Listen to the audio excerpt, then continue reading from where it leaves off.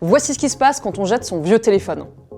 Trop souvent, il termine dans une décharge à ciel ouvert à l'autre bout du monde, comme une bonne partie des déchets électroniques européens et africains, alors que c'est une catastrophe environnementale et pour la santé humaine. Mais comment est-ce qu'on en arrive là ? Eh bien, c'est à cause de l'obsolescence programmée et de la course à la dernière technologie.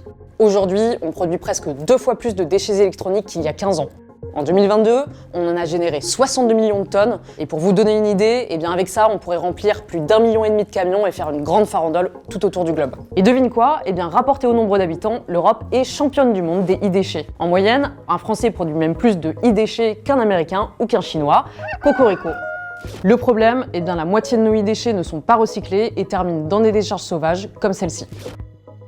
Il existe bien un traité, la Convention de Bâle, qui interdit d'exporter des déchets dangereux à l'étranger, mais il est possible de la contourner et d'en exporter quand même, principalement en Afrique et en Asie, pour éviter à avoir à payer le coût de la dépollution. Comment ? Eh bien en présentant les appareils défectueux comme des appareils d'occasion, qui peuvent être réutilisés, ou même comme des dons. Merci du cadeau.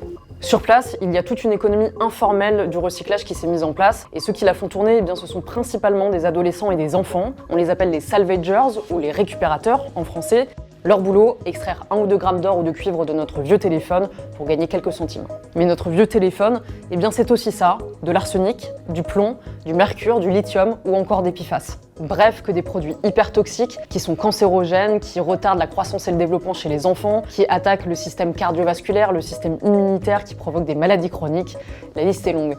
Ils représentent un danger pour les personnes qui travaillent sur ces décharges, mais aussi celles qui habitent autour, et je vous le donne en mille, les personnes les plus touchées, ce sont les enfants et les femmes enceintes. Enfin, ces décharges à ciel ouvert, eh bien, ce sont de vraies usines à particules fines. L'OMS estime qu'elles sont à l'origine de la mort d'environ 600 000 enfants de moins de 15 ans chaque année dans le monde.